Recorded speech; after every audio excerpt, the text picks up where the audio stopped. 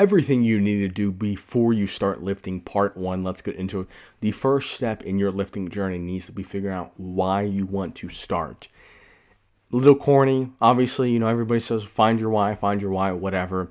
Look, doesn't need to be something super inspirational. It doesn't need to be, oh, this person wronged you and you need to get him back or whatever. It doesn't need to be anything crazy. And maybe your reason for doing it is something that doesn't work for most people. Maybe it is in vain. Maybe you just want to look better.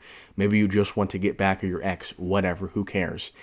You could have it work out for the wrong reasons. And I'm not discounting anyone's reasons. I'm not saying that there are better reasons. I'm just saying that, if you have a stronger reason why you need to see X result and why you need to exercise every day, it's probably more likely you keep up with it. If it's a short-term motivational thing, you feel down right now, you want to get in the gym, and then once your mental state gets better, then you stop. That's fine. Obviously, I'm not shaming exercise amount. I'm not saying that, if you don't exercise every day of the week and if you can't bench 405, then you're just not serious. It's not about that.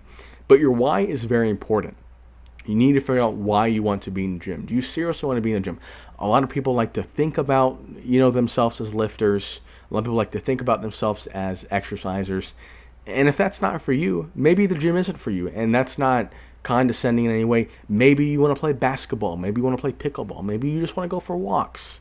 Maybe the high intensity stuff isn't for you. Depending on where you're at in life, if you've got injuries, if you don't like the gym community, you'd rather walk or pickleball, or you'd rather exercise at home. There's a lot of different ways. The only thing I will say is, if you're not exercising right now, you need to find a way to exercise. That's about the only thing I'm going to say definitively. Maybe lifting, this is everything you need before you start lifting. Maybe this will discourage you from lifting, which is fine. You do need to exercise somehow. I'm not going to tell you which is the best form. I like to lift. I like to play some sports here and there, but find whatever exercise makes sense for you. Maybe that is lifting. I think lifting's fun. It's awesome. Has a lot of health benefits. But ideally find something that makes sense for you. And if lifting is that, then yeah, you should go for it.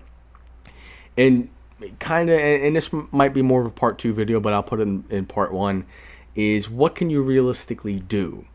Kind of is entangled with the why, but what can you realistically do? A lot of people, they go cold turkey, have never lifted before, have never exercised. They lift 7 days a week for 2 hours a day and then do an hour of cardio after. Look, it could work, possibly. Never say never, but probably not. Your risk of injury, your risk of burnout, and look, burnout's kind of a made-up term, if I'm being honest. If you really want it bad enough, you'll figure it out. But look, if you go from not exercising to exercising 20 hours a week, good likelihood you get injured. Or if it's just a chronic injury that builds up, but there's a good chance you get injured if you're given any sort of intensity. So I'd figure out what you realistically can do between your work schedule, between when the gym is open. Maybe you've got a home gym and you don't have to worry about that, but figure out what you can realistically do 6 months, 9 months, 12 months, and then regroup. Figure out your beginning stage. What am I going to do as a beginner? I'm going to get my feet wet in the gym or wherever else you want to exercise at. And figure out what you can do for, let's just say, 6 months. You don't need to plan out the rest of your life in terms of exercise, but figure out what you can do for the next 6 months and then stick to it. You have more respect for yourself. You'll be healthier, probably happier, maybe. Can't make any promises. But that'd be my plan. Figure out why you want to lift. Maybe lifting isn't for you. And then figure out realistically what you could do.